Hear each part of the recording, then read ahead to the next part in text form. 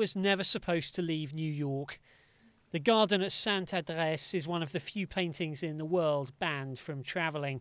The owners were persuaded to make an exception for the Grand Palais's latest Monet exhibition here in Paris.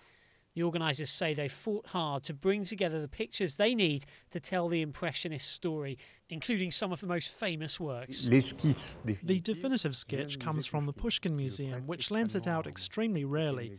The negotiation took a very long time. Then there's the large tableau from Brem. Brem has lent this work out before, but it's becoming rare. It's the portrait of Camille in the green dress, one of the most beautiful Monets ever painted, which we're very proud of having on the walls here. Another point of pride is this portrait of Monet's father, which comes from a private collection and has almost never been on show before.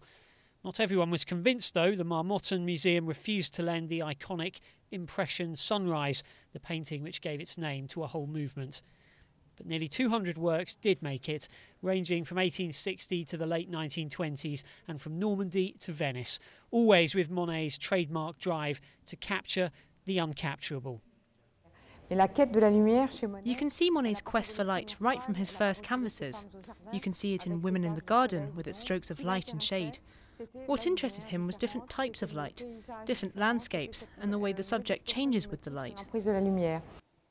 It was a quest that took him to London, where his desire to capture change meant he was now painting a whole series of works examining the same scene. Monet uses very precise framing, coming back to the same points and only very lightly changing his composition. There are lots of repetitions in his work. Repetitions which bordered on obsession. By the end of his life, Monet was only interested in painting his own garden at Giverny. And, as the water lilies on show here suggest, it was a focus which some think allowed him to save the best for last.